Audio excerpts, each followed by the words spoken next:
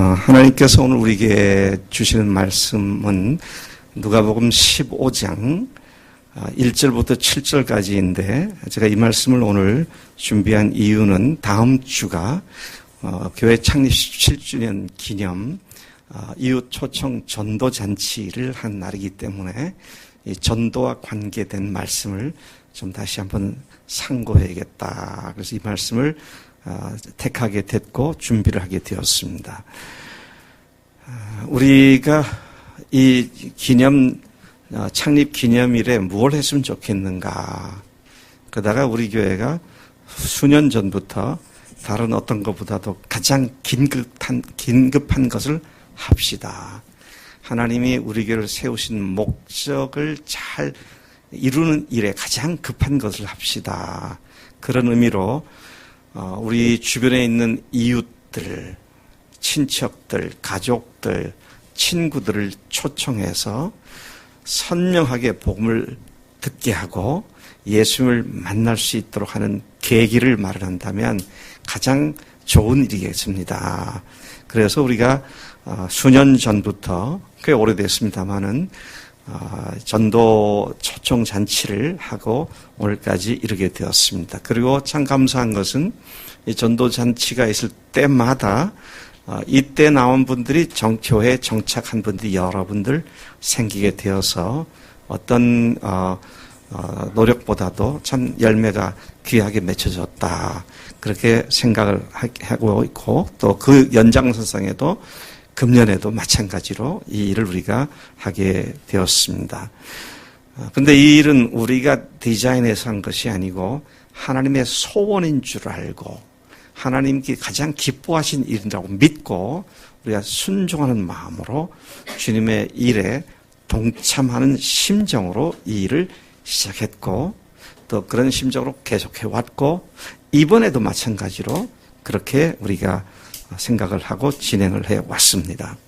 다른 말로 하면 하나님의 소원을 하나님께서 우리를 통해서 이루시는 계기가 된다. 그렇게 말할 수 있을 것입니다.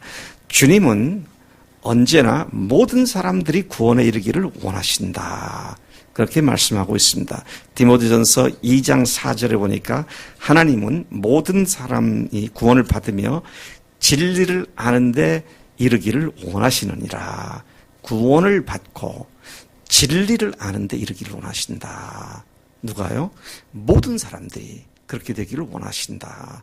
그렇게 말씀을 선포하셨습니다. 하나님이신 예수님은 이 세상에 오셔서 모든 인간들의 죄를 사하기 위하여 몸소 십자가에서 죽임을 당하셨습니다. 그것은 모든 인간을 위한 하나님의 사랑이었고 모든 사람들을 위한 희생이었습니다. 오늘 아침에 우리 이 자리에 8, 90명의 교인들이 앉아 있는 것 같아요. 근데 제가 집에서 올 때 우리 교인 모두를 위하여 아주 귀한 선물들을 준비해 왔다면 제가 가장 기뻐할 일은 선물들을 모든 교인들이 갖게 되는 거죠. 앞에 쌓아두고 또는 뒤에 쌓아두고 내가 선물을 이렇게 귀한 걸 갖고 왔으니까 나가실 때 하나씩 갖고 가시라고. 다 나갔어요. 근데 10분의 1밖에 안 갖고 나갔습니다. 한 90여 명 중에 9명만 갖고 가고 81명이 거들떠보지도 않았어요. 그럼 제가 기분이 어떻겠어요? 그렇게 썩 좋을 것 같지가 않아요. 나는 정말로 귀하다고 생각해서 준비를 해왔는데 거들떠보지도 않는 이런 반응을 볼 때에는 참 마음이 섭섭했을 것 같아요. 그래서 제가 어떻게 그 다음 하겠습니까? 또 몽땅 들고 내려가서 식당에 가서 다 하나씩 나눠 드릴 거예요. 근데 받긴 받았는데 식사 끝나고 다 나가고 보니까 한 7, 80개가 여전히 나둥글고 있어. 그러면 참 마음이 참 속상할 거예요. 모든 교인을 위해서 준비했는데 일부 교인만 받아가는 그런 상황들을 경험하게 되기 때문이죠. 주님께서 세상에 오셔서 십자가에서 우리를 대신 죽으신 것은 우리 믿는 사람들, 몇 사람을 위해서가 아니라 모든 사람을 위한 일인 줄로 믿습니다. 그런데 그렇게 받지 않고 거들떠보지도 않는 안 믿는 사람들을 향한 하나님의 애끓는 심정이 무엇인지, 이것을 예수님께서 누가복음 15장에서 세 가지 비유를 통해서 주님의 그 애끓는 심정을 비유로 말씀하신 것이죠. 그 첫 번째가 100마리의 양 중에 한 마리가 길을 잃어서 잃어버려진 상태에 있는 양을 찾기 위하여 성경에 목자라는 말을 안 했기 때문에 목자이든지 양 주인이든지 그 양을 찾기까지 찾아다니면서 찾는 그 심정을 기록하고 있죠. 두 번째 비유에서는 동전 한 입, 드라크마를 잃어버린 한 여인이 온 집안을 샅샅이 쓸고 찾고 해서 잃어버린 동전을 찾는 그 여인의 기쁨을 얘기하고 있고요. 그리고 세 번째는 집을 나간 아버지의 보호와 또 아버지의 통제와 아버지의 지도와 안내를 거부하고 자기 인생 자기 거라고 내 마음대로 살겠다고 집을 뛰쳐나간 탕자가 돌아오기를 기다리는 아버지의 심정, 그리고 그가 회개하고 돌아왔을 때 아버지가 얼마나 큰 기쁨으로 이 탕자를 맞이했는지, 이 세 가지 비유로 하나님의 심정을 표현해주고 있는 것을 보게 됩니다. 그래서 저는 오늘 모든 사람을 위한 하나님의 심정이 우리로 하여금 끊임없이 영혼을 찾는 일에 헌신케 하는 이 사실을 다시 주목해 보면서 특별히 하나님의 사랑과의 관계성에서 떨어져 나가 하나님께로부터 잃어버려져 있는 영혼들, 이들을 찾는 사람이 누구이며 이들은 어떤 사람들이며 또 그런 일들이 어떤 결과를 가져오는지 다시 묵상하는 가운데 이 아침에 하나님께서 다음 주 큰 전도 잔치를 준비하고 있는 우리에게 주시는 말씀으로 받고 이 한 주간이 최선을 다해서 준비하고 초청하고 기도하고, 그래서 다음 주에 성령님께서 보내주신 영혼들이 죽으시고 부활하신 예수님이 하나님이시며 나의 주님이시라고 하는 그런 믿음의 고백을 하는 놀라운 복이 있기를 간절히 소망합니다. 오늘 이 세 가지 비유 중에 특별히 잃어버린 한 마리의 양을 찾아오는 목자 또는 그 주인의 심정을 중심으로 이 말씀을 좀 더 깊이 생각해 보기를 원합니다. 먼저 우리가 제일 먼저 생각할 것은 누가 잃어버린 영혼을 찾는 사람인가? 조금 말을 바꾸면 잃어버린 영혼을 찾을 수 있는 자격자가 누구인가? 그런 질문인 것입니다. 여러분, 잃어버린 영혼을 찾을 수 있는 자격자는 잃어버려지지 않은 사람들이 할 수 있는 거죠. 자기도 잃어버려져 있으면서 잃어버려져 있는 사람들을 찾아서 구원한다는 것은 어불성설입니다. 말 자체가 성립이 되지 않는 이야기입니다. 그런데 사람들이 왜 하나님께로부터 잃어버려져 있습니까? 가장 큰 이유가 뭐예요? 아까 탕자의 비유를 말씀을 잠깐 언급했으면 하나님이 내 아버지이시고 내 창조이신 사실을 심각하게 받아들이지 않고 내가 내 삶의 주인 돼서 사는 사람들이 잃어버려진 자들이잖아요. 그러니 잃어버려진 자를 찾을 수 있는 사람은 자기가 하나님 앞에 발견되어지고 하나님께서 나를 다시 되찾은 이 경험을 가진 사람들이 그 일을 할 수 있다라는 것이죠. 오늘 여기에서는 주인이나 목자로 표현되어 있습니다만은, 목자일 것으로 추측됩니다만은, 이 잃어버린 영혼을 찾는 데 있어서 적어도 제가 지금 말씀드린 것 외에도 그것이 기본 전제가 돼서 다음과 같은 세 가지가 충족된 사람들이 잃어버린 영혼을 찾을 수 있다. 제가 그렇게 묵상하면서 세 가지를 이끌어내게 되었습니다. 누가 잃어버린 영혼을 찾는 자인가? 첫 번째는 잃어버린 영혼의 소중함을 아는 사람이 잃어버린 영혼을 찾게 되는 것이죠. 카운트를 해보니까 한 마리가 없어졌어요.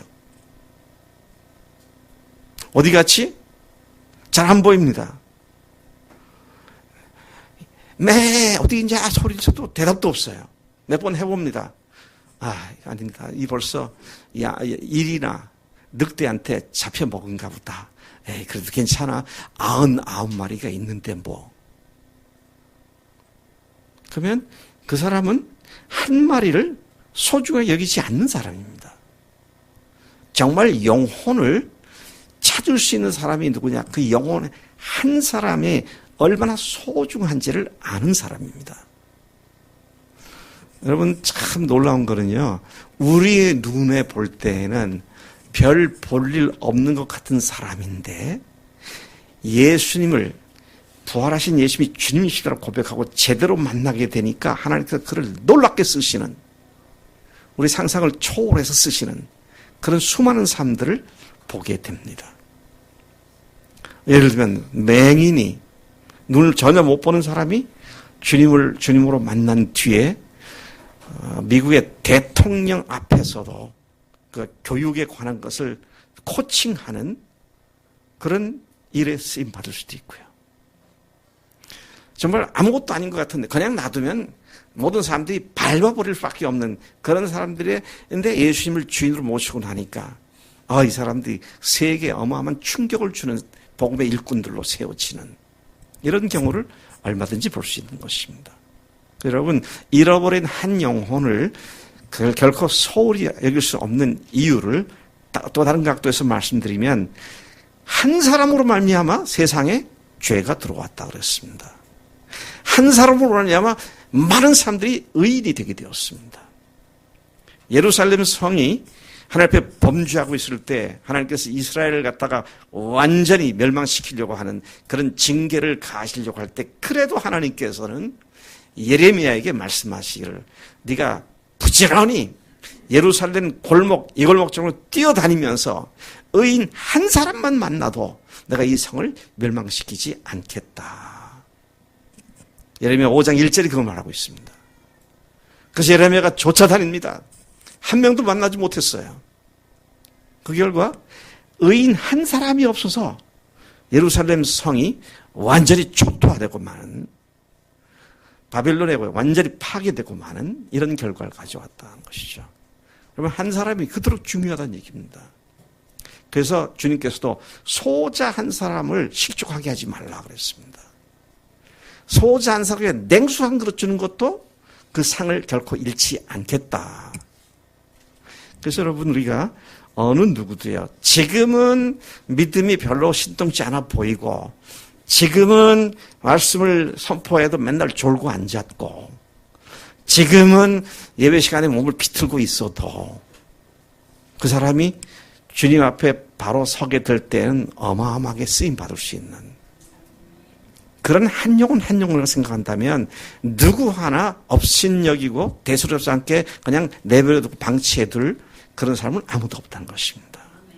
한 영혼을 잃어버린 한 영혼의 소중함을 그렇게 아는 사람들은 한 영혼을 찾는 일에 혼신을 다하는 그런 일을 할 수 있는 사람이다 하는 것이죠. 제가 옛날에 한국교회 목회자들에게 셀교회 모델을 소개하고 할 때 미국에 있는 교회를 견학하기 위해서 200여 명의 목회자 부부를 거의 비행기 한 대를 전세 내다시피 해서 미국을 갔다 온 일이 있습니다. 가서 은혜를 많이 받았어요. 야, 이런 교회구나. 예수님이 주재권이 확립된 교회가 이런 교회구나. 교회가 하늘 가족 공동체구나.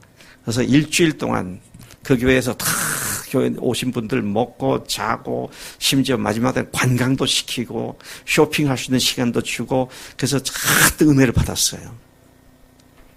다들 돌아가는 마음에 나도 이런 목회를 해야지. 그리고 돌아갔어요. 근데 나중에 보니까 몇 목사님과 사모님들이 돌아오지 않고 거기서 2개월 내지 6개월을 계속 눌러 앉아가지고 그 교회 구석구석을 다 배웠더라고요. 제가 그 사실을 뒤늦게 알고 참 놀랐었습니다. 야, 이렇게 진지하게 이렇게 하는 사람들도 있구나. 그런데 그 교회들이 돌아와서 참 귀한 교회들로 잘 성장을 했어요. 지난주에는 우리 신대원 학생들한테 셀교회론을 듣는 학생들한테 그 교회 중에 하나인 포항중앙침례교회를 소개해서 가서 견학을 하고 가서 보고서를 내라. 그랬더니 뭐 와서 보고서를 내는데 발표하는데 뭐 얼마나 아름답고 귀한지 말이죠. 참 그 귀한 교회로 성장한 것을 봅니다. 근데 그 이유가 있더라 그거예요. 왜? 정말 귀한 것을 봤을 때 그 귀한 걸 제대로 배우겠다고 목회자가 6개월을 반년을 거기서 지내면서 배웠더라 것이죠. 여러분 한 영혼이 소중한 줄 안다면 그냥 한번 기도해보고 하나님 아무개 주일날 교회 나오게 해주세요. 다음 주 오게 해주세요. 이게 아니에요. 제가 우리 정경래 자매가 안 보이네? 어디 있죠? 아, 원래 앉던 자리에 안 앉아서 그렇구나. 좀 일찍 오세요. 그래, 자리 안 뺏기지. 근데 지난 월요일부터 일주일 동안 전도 초청한 사람들 초청장 갖다 주느라고. 근데 그 중에 어떤 분에게는 우리, 민병현 집사님 지난 주일날 그 오후에 딸기를 따라갔는데 그 딸기를 갖고 잼을 만들어가지고 그걸 전달해 주면서 초청성을 줬다고요. 그러니까 말 한마디 오세요. 이건 아니고요. 실제로 마음을 쓰고 그 마음을 살 수 있도록 최선을 다하는 그런 모습을 보게 되는 거죠. 정말 한 영혼을 소중히 여긴다면 그 영혼을 향하여 우리가 어떤 자세로 일을 해야 할 거냐. 근데 그렇게 할 수 있는 사람은 누구라고요? 그 영혼의 소중함을 제대로 아는 사람입니다. 네. 우리 누구야? 갑자기 승민이 한 사람이 처음에 와가지고 처음에 어리버리 했는데 나중에 부활하신 주님을 딱 붙잡고 엄마를 위해서 기도하고 그러더니 승민이 어머니가 나온 것이잖아요. 승민이 어머니가 또 이번에 아마 우리 교인 중에 제일 많은 전도 대상자 명단을 낸 것 같아요. 그러니까 남편, 동생, 딸, 같은 직장에 있는 분들 세보니까 6명이더라고요. 승민이 한 사람 시작한 게 그때 엄마한테 가더니 뭐 그 사람 중에 몇 살 올지 그건 하나님이 하시지만 이렇게 하시는 거예요. 근데 한 사람의 소중함을 알면 그 사람을 통해서 작은 누룩이 온 가루를 부풀리듯이 하나님께서 큰 일을 하실 수 있다. 이렇게 본다면 세상에 어느 누구도 무시하고 그냥 없는 걸로 탁 지나쳐버릴 수 있는 사람은 아무도 없다는 것이죠. 그래서 오늘 이 말씀에도 보니까 뭐라고 했습니까? 그냥 그가 사방을 돌아다니다가 찾아봤다. 그렇지 않고요. 뭐라고 말을 하냐면 4절에 너희 중에 어떤 사람이 양 100마리가 있는데 그 중에 하나를 잃으면 99마리를 들에 두고 그 잃은 것을 찾아내기까지 찾아다니지 아니하겠느냐. 그렇게 말씀하신 거예요. 한번 기도해보고 전화해보고 대답 신청치 않으면 알았다고 다음에 다시 만나자고. 그게 아니라 찾아낼 때까지 찾기까지 찾는 그런 열심을 가지고 한 영혼을 그렇게 바라보는 것이다 하는 것이죠. 또 두 번째, 잃어버린 한 영혼을 찾는 사람이 어떤 사람이냐라고 할 때는요, 잃어버린 한 영혼을 구하는 것이 얼마나 큰 기쁨의 일인지를 아는 사람입니다. 여러분, 돈 버는 사람은 왜 돈을 열심히 봅니까? 돈 버는 재미가 있으니까 하잖아요. 네? 돈 버는 게 기뻐요. 그러니까 돈 버는 일에 미치죠. 근데 영혼 구원하는 기쁨이 뭔지를 아는 사람들은 그 영혼을 구하는 기쁨을 누리는 삶이 뭔지를 알기 때문에 더 소중한 마음으로 한 영혼 한 영혼을 주 앞으로 인도하는 일을 감당하게 된다는 것이죠. 이 5절과 6절에서 보니까요, 뭐라고 해야 되나, 또 찾아낸 즉 즐거워 어깨에 맸다 그랬습니다. 양 한 마리를 찾았을 때 얼마나 기뻤으면 그를 번쩍 어깨에다 딱 메고 그리고는 집에 와서 그 벗과 이웃들을 불러 모으고 말하되 나와 함께 즐기자. 이 기쁨에 다른 사람도 동참하도록 초청하는 이런 모습을 보게 되는 것이죠. 그 이유는 나의 잃은 양을 찾아내었노라.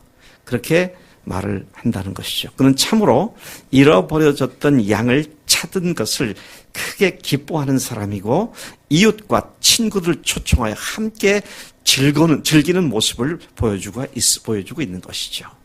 자, 누가 잃어버린 영혼을 찾는 사람들이라고요?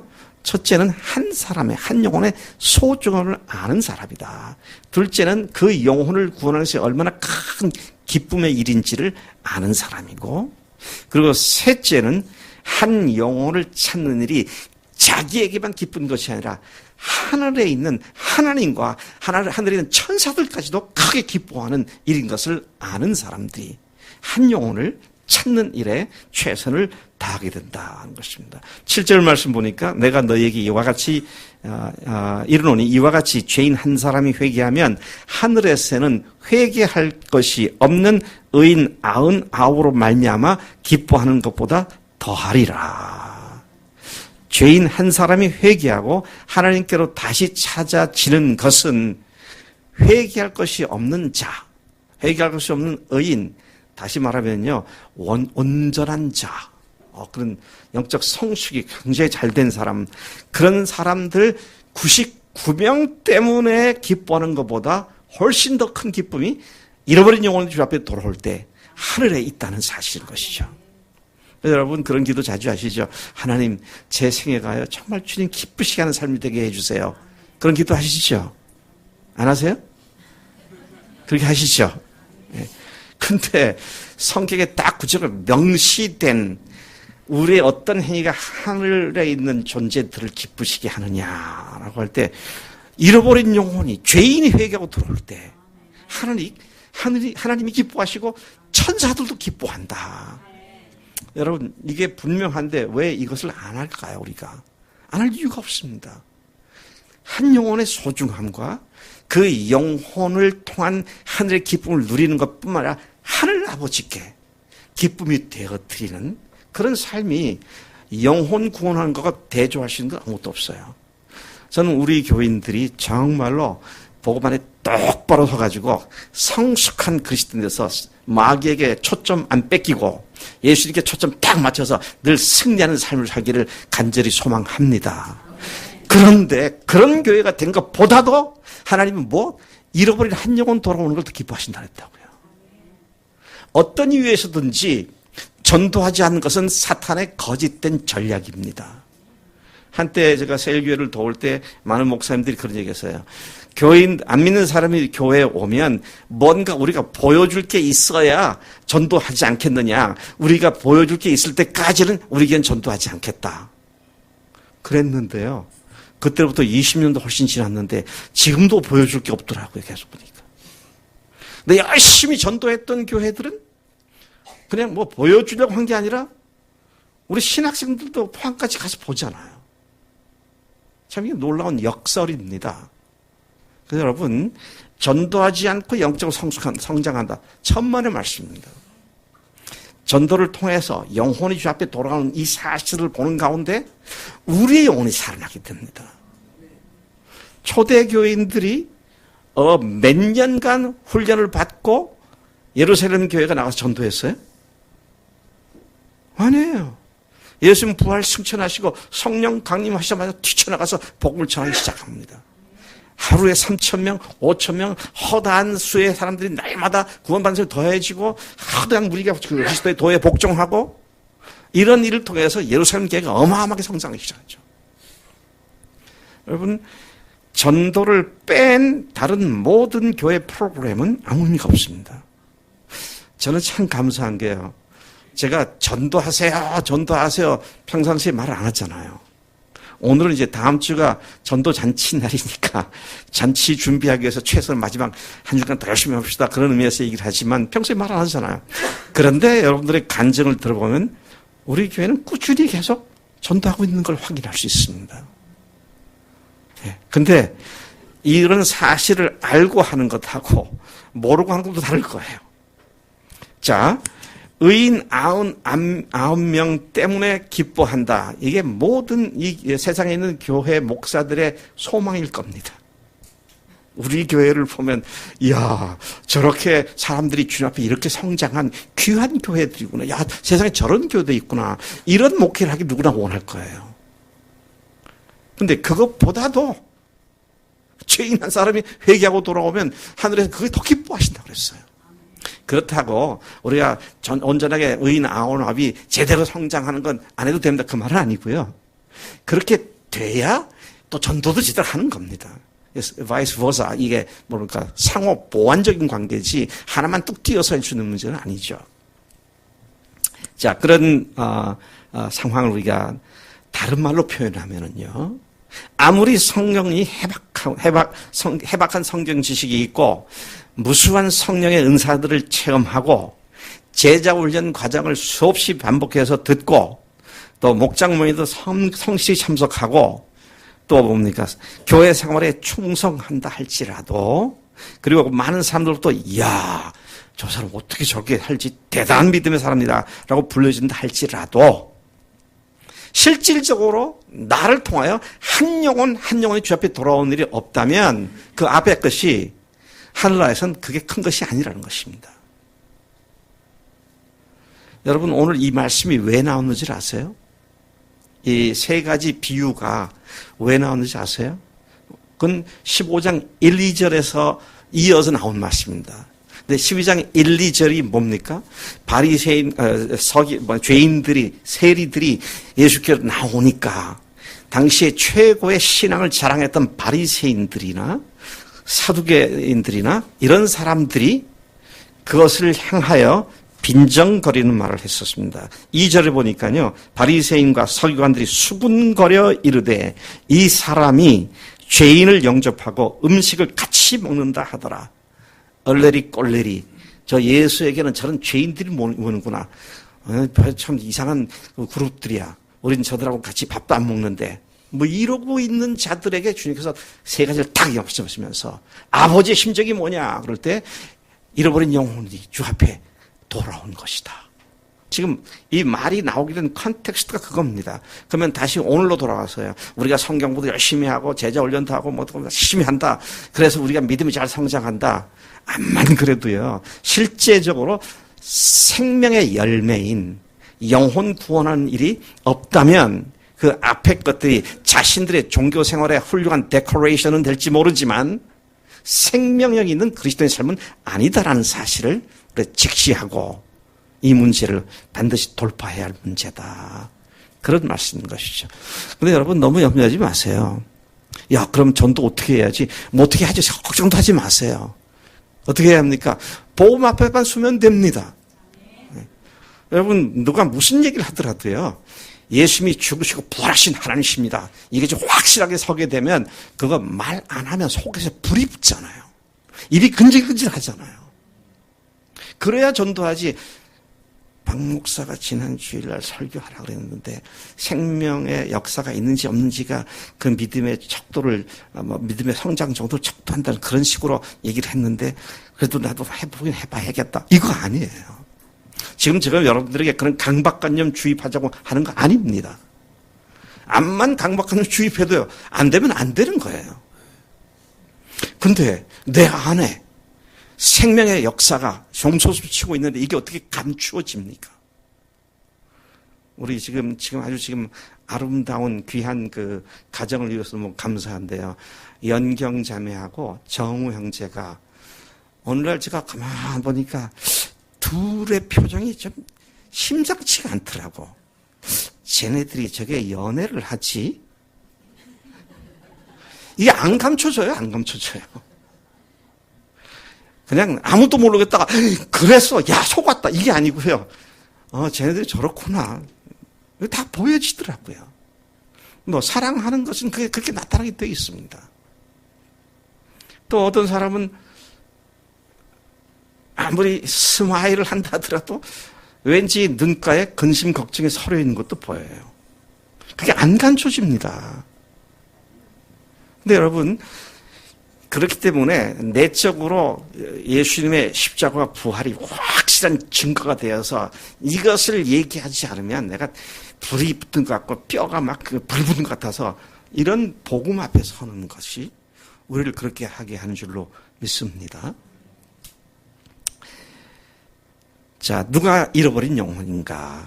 잃어버린 영혼들이 어떤 사람들이냐?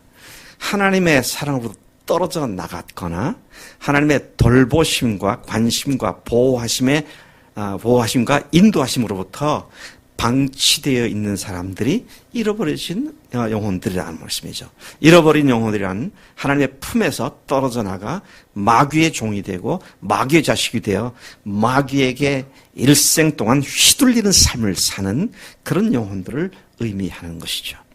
하나님은 그러한 자들을 향하여 사랑의 두 팔을 벌리시고 기다리고 계시지만 여전히 돌아오기를 거부하는 인간들을 그 잃어버린 상태로 그대로 내버려 두셨다 그랬어요. 왜? 하나님은 사랑의 하나님이시기 때문에. 사랑은 강제가 아닙니다. 자발성이고요. 자원이지. 누가 너 나 사랑해! 그래가지고 사랑하는 거 아니잖아요. 뭐 그렇게 됐으면 로미오 줄리엣 같은 소설은 나오지도 않아요. 그렇죠? 사랑은 자발적인 거예요. 속성 자체가 그런 거예요. 그러니까 여러분, 그런 측면에서 하나님께서 내버려 두셨다라는 말은 하나님께서 포기하셨다 그 말이 아니라 사랑으로 다시 돌아올 때까지 계속 지켜보신다. 그런 의미가 되는 것입니다. 로마서 1장 28절에 또한 그들이 마음에 하나님을 싫어하며 하나님께서 그들을 그 상실한 잃어버려진 마음대로 내버려 두사 합당치 못한 일을 하게 방치하셨다. 그러니까 이 말씀을 현대의 성경을 보니까 사람들이 하나님을 알려고 하지 않으므로 하나님께서도 그들이 부패한 마음으로 악한 일 하도록 내버려 두셨습니다. 세 번역에 보니까 사람들이 하나님을 인정하기를 싫어하므로 하나님께서는 사람들을 타락한 마음자리에 내버려 두셔서 해서는 안 될 일을 하도록 놓아 두셨습니다. 이것은 가장 근원적인 죄를 의미하는 것으로서 마음에 하나님 되기를 싫어한다. 하나님을 알려고 하지 않는다. 하나님을 인정하기를 싫어하는 마음으로 표현된 인간의 근원적인 죄는 자기가 하나님 자리에 올라가 자기가 자기 인생의 주인이 된 근본 죄를 지금 이렇게 표현하고 있는 것입니다. 자기가 주인 된 사람은 어떻게 해서더라도 하나님을 거부하고 부인하고 무시하려고 합니다. 온갖 핑계와 논리로 하나님을 부정하여 자기가 주인된 상태를 끝까지 고수하려고 하는 것이죠. 저는 어제 우리 최수환 형제가 직장에서 직장 동료한테 복음을 전하는 걸 이렇게 녹음을 받아서 제가 들어봤어요. 거기 보니까 그 전도 대상자가 끝까지 예수님 안 믿고 예수 부활한 것 부인하기 위해서 이런 논리 저런 논리를 폈는데 참 감사한 건 우리 최수환 형제가 그 논리를 완전히 격파를 잘 시키더라고요. 끝에 가서 이제 더 이상 할 말이 없으니까 나는 내대로 믿을 테니까 뭐 그러면서 또 끝까지 버티더라고요. 한번 들어보겠습니다. 제가 그 일부 한번 들어보겠어요.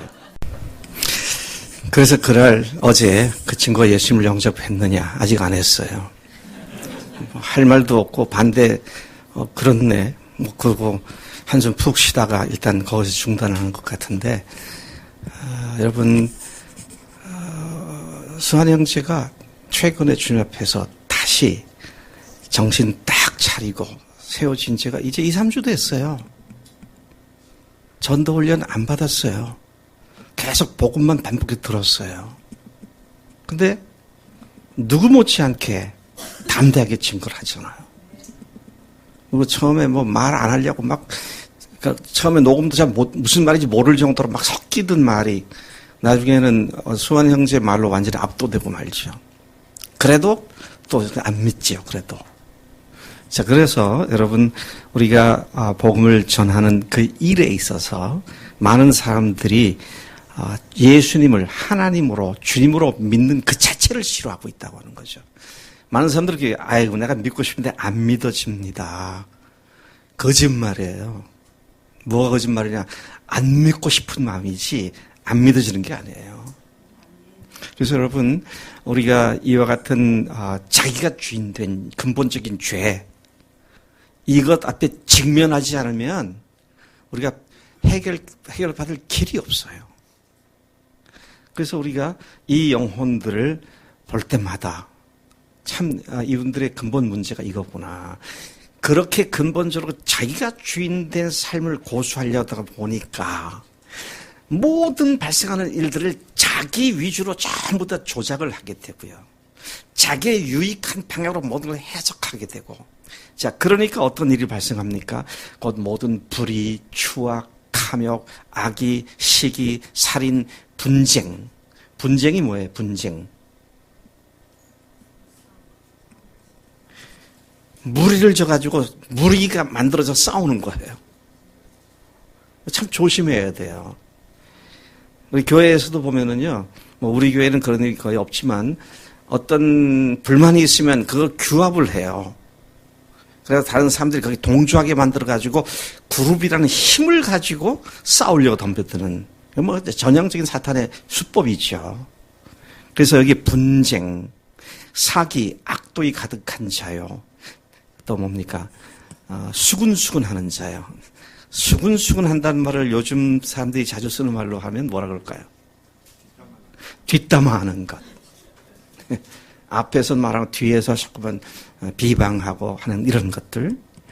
또 계속해서 보면은요, 교만한 자요, 자랑하는 자요, 악을 도모하는 자요, 부모를 거역하는 자요, 우매한 자요, 배약하는 자요. 배약이 뭐예요? 약속 어기는 겁니다. 왜 약속을 어기나요? 약속 지켰다는 자기는 손해날 것 같으니까. 자기한테 유리하기 위해서 약속도 그냥 무시해버리고.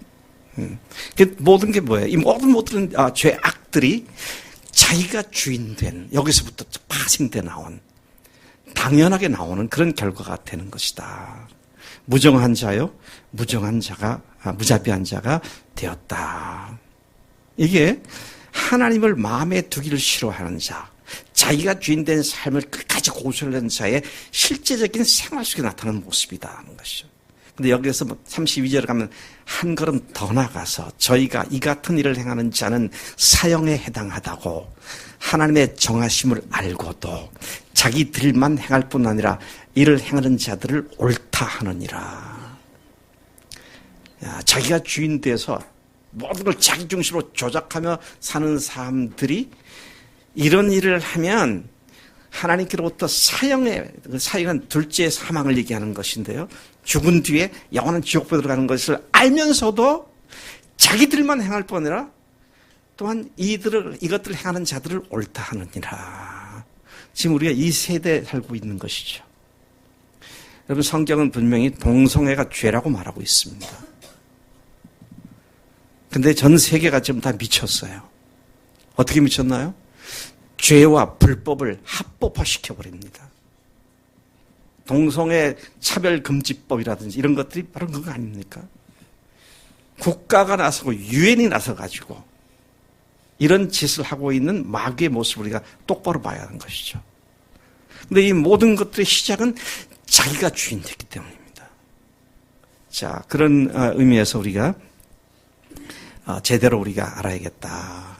그래서 뭐 퀴어 축제다. 그래서 이름도 축제라고 해가지고 벌거숭이가 돼가지고 광화문 내거리에서 종로를 갖다가 대로변을 갖다가 반 루트로 어떤 음란한 그런 포즈를 취하면서 그림을 그려가면서 별짓을 다 하고 있는 그것을 옹호하는 정치가들입니다. 이게 기가 막힌 얘기예요. 근데 그게 이상하지 않습니다. 왜? 성경이 이미 그렇다고 얘기를 했습니다.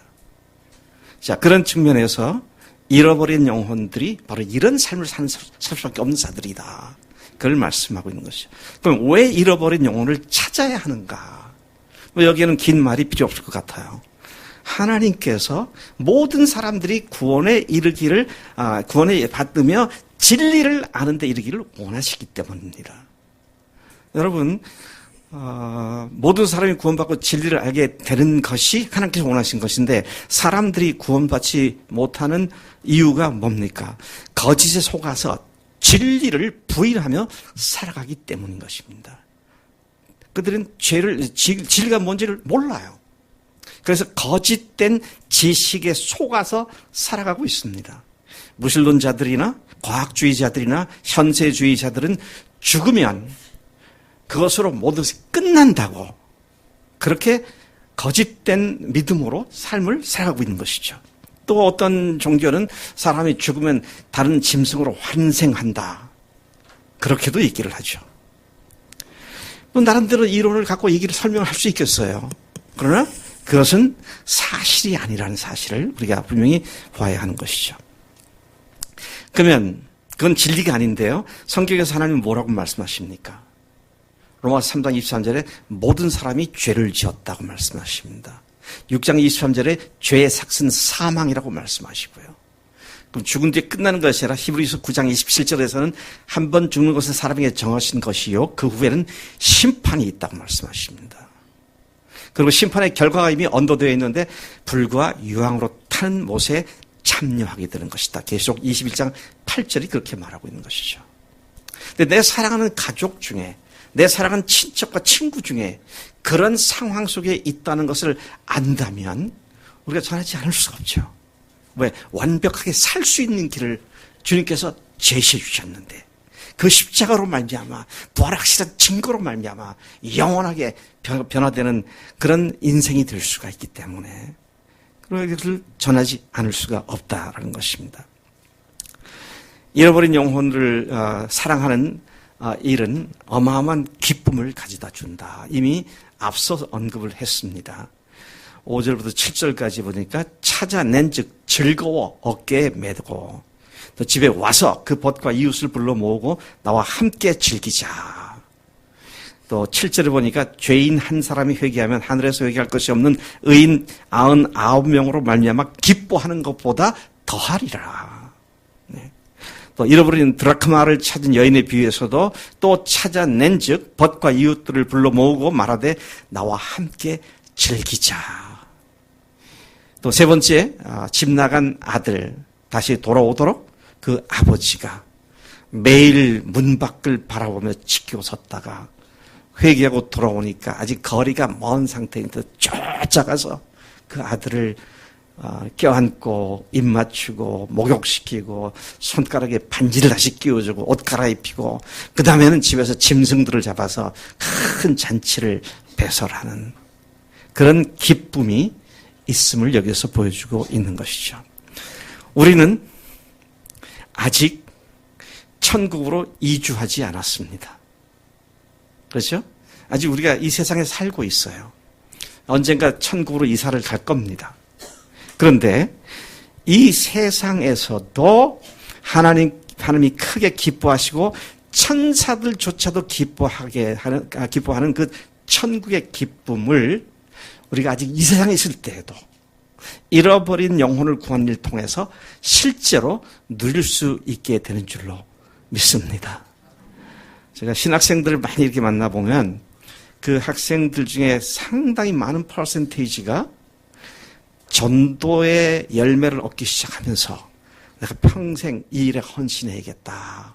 주님께서 그렇게 부르신 줄을 확신하게 됐다고 말이죠. 근데 제가 정말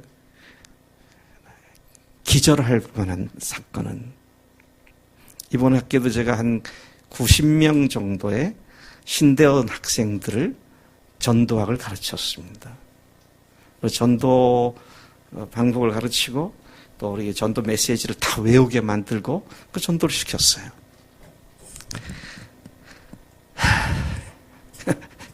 90명 중에 95%가 전도를 처음 해보는 거예요.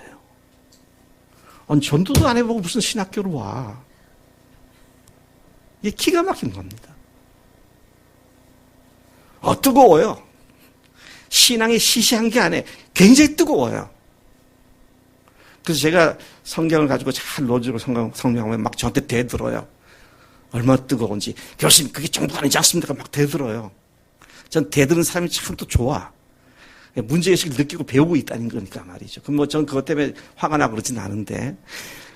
그런데 문제는 그렇게 뜨거운데 교수한테 막 대드는데도 전도 열매는 한 번도 없었던 거예요, 이게. 제가 주로 사역하는 대상자가 신학생이었기 때문에 신학생 얘기를 하는데요. 우리는 어떻습니까? 나는 어떻고요? 자, 그래서 하나님께서 우리 교회를 정말 영혼 구하는 일에 정신을 바짝 차린 그런 교회로 우리를 훈련시키고 그 방향으로 이끌어 가시며 금년에 새 일을 행하신 줄로 믿습니다. 제가 오늘 컬럼란에다가 지난 목요일 날 있었던 마음 아픈 이야기를 썼습니다. 네. 뭐 이름을 얘기해도 괜찮아요. 남예숙 자매님이 내 전곡을 팍 찌르더라고요. 17년 됐는데 한 영혼 딱 붙잡고 복음 제대로 가르치고 훈련시키는 사람 몇 명이 있습니까? 절대로 비난하기 위해서 한 얘기가 아닙니다. 정말 사랑하기 때문에 제가 그 진심을 알아요. 근데 그 말이 저에게는 정말 깊은 곳으로부터 공명을 계속 일으키면서 지금까지 내가 뭘 했나? 지식적으로 아는 사람들을 만들었나? 아니면 정말 영혼을 책임지고 복음으로 잘 안내하고 양육할 줄 아는 기초적인 양육을 할 수 있는 그런 사람을 만들었는가? 이게 마음속에 굉장히 아픔으로 다가오더라고요. 죄의 문제가 해결된 사람은 천국에 들어가지만 그렇지 못한 죄인들은 영원한 사망인 지옥에 들어가는 것이 분명히 선포된 하나님의 말씀입니다. 죄를 가지고는 하나님의 영광인 하나님의 나라에 들어갈 수가 없는 것이죠. 사람들은 죄 때문에 하나님의 영광이 아닌 지옥에 들어갑니다. 그러나 죄 용서함을 받고 의로워질 때 지옥이 아닌 천국 백성이 되어지는 것이죠. 근데 이제 우리가 다시 생각해야 할 것은 영혼을 사랑하는 사람인가? 영혼을 찾는 사람인가? 또 그 일에 언제 어떤 사람을 주님께서 나에게 붙여주시더라도 정말로 담당과 확신 가운데 이 복음을 제대로 증거할 수 있는 준비가 되어 있는가? 물론 최수환 형제는 어려서부터 교회를 들락거렸고 또 결혼하기 전에 또 다시 부활복음으로 세워졌었음에도 불구하고 또 그동안 주님 앞에 굴복하지 않고 그렇게 살다가 돌아와서 그 전에 배경이 있다 하더라도 돌아온 지 3주 정도밖에 안 됐는데 아까 보셨잖아요. 그냥 담대하게 확신 있게 제가 거기에 잠깐 커멘트를 한 거 보니까 아까 대화한 상대가 이단이더라고요. 구원파더라고요. 구원파고 신천지고 다 소용없어요. 주님 앞에 복음으로 딱 제시하고 부활의 증거를 딱 들이대면 그 주님 안 믿으면 얼마든지 이단들도 우리 앞에서 복음 앞에서 꼬꾸라치게 된 줄로 믿습니다. 여러분 이건 우리의 말이 능력이 있고요. 우리가 설득력이 있고 아닙니다. 주님의 부활의 증거가 분명하기 때문에 그것의 앞에 섰을 때 어느 누구도 설 수 있는 자가 아무도 없습니다. 그래서 우리가 이 확실한 복음을 갖고 있고 구멍난 것들을 다 기워진 복음을 갖고 있는데 우리 교인 100여 명만 이게 제대로 훈련되어지면 대전 시내가 들썩들썩하게 될 줄로 믿습니다. 네. 기도하겠습니다. 하나님 아버지 감사합니다. 이 아침에 저희들을 불러주시고 다음 주 하나님 우리들에게 맡겨주신 영혼들로 믿고 초청한 아버지 그 영혼들 40-50명이 있습니다. 우리가 매일 아침 기도로 이름을 부르며 기도하고 있습니다. 하나님 그들의 마음을 움직여 주시고 그들이 참석했을 때 예수님의 십자가와 그 부활의 선명한 그 증거가 제 눈에 보이게 하시고 주님 앞에 결단하는 놀라운 역사가 일어나도록 우리를 이 한 주간 동안 철저히 사용해 주시옵소서. 영혼을 사랑하는 마음으로 우리의 온 영혼이 불타오를 수 있도록 역사해 주옵소서. 감사하고 예수님의 이름으로 기도를 옵나이다. 아멘. 아멘.